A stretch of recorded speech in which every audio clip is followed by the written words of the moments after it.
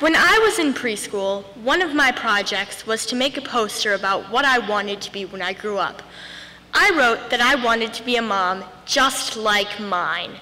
After 12 years with her, I revised this statement because while my mom wishes to be eccentric, she doesn't have enough money for that title, so she's just plain weird.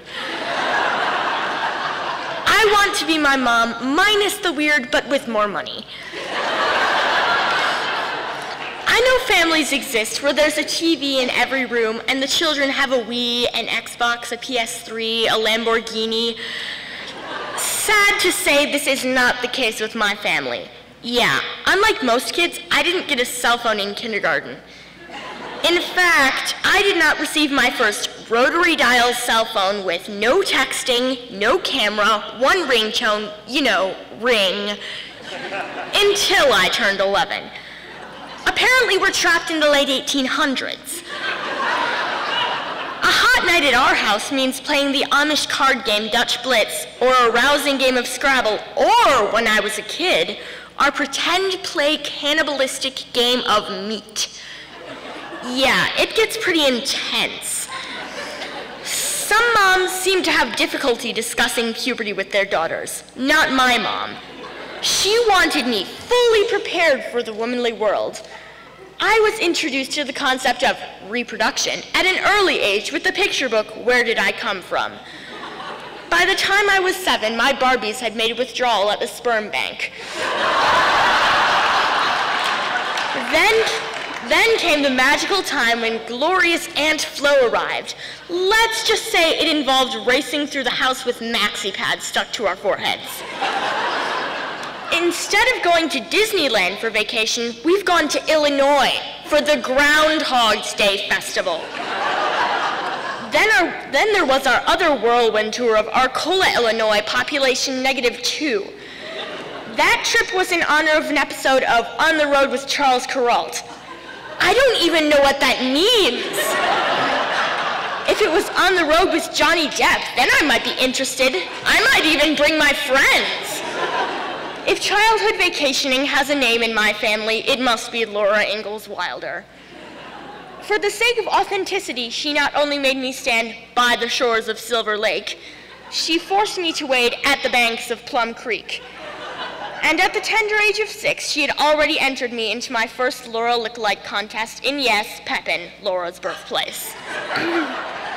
For fun, some daughters and moms go to the mall or get pedicures and manicures. Not us. I have never been inside a Hollister, Aeropostale, or Abercrombie store, because no, my mom's idea of shopping is making a trip to the local Savers, where name brands go to die. In fact, the most famous brand of clothing I own is Old Navy. Yeah, my mom's a total fashion plate, right up there with the Beverly Hillbillies. My mom has enhanced my life through enrichment activities. Things like nature camps and academic classes during the summer, or the Crest Funeral Home on University Avenue festooned with dioramas of roadkill squirrels dressed in basketball jerseys. Apparently, the logic of this museum's existence is to cheer up funeral attendees. Struck me as kind of creepy. In summary, I do not feel enriched yet. Some moms wish to protect their children. Mine throws me into harm's way on purpose.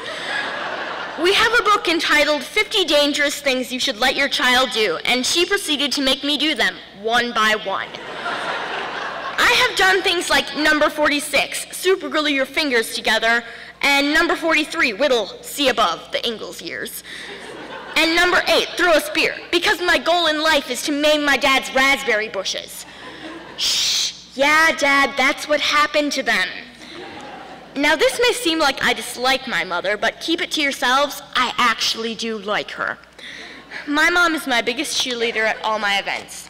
I think she's crossed the nation 3 times already just taking me to my activities. She instilled in me my lifelong obsession with reading. There's a snuggle spot underneath her right arm and shoulder. Yep, that's my spot. Some days, I'm not sure where I leave off and she starts. My mom loves me, not like you love macaroni and cheese, but the way you love your grandma even when she starts forgetting your name.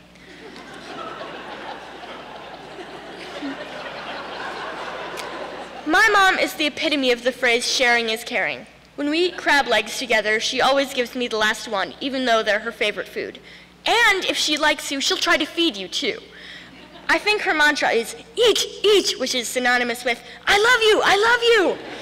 Since I'm now in 7th grade, all of my K through 6th grade teachers have mysteriously lost weight. Coincidence?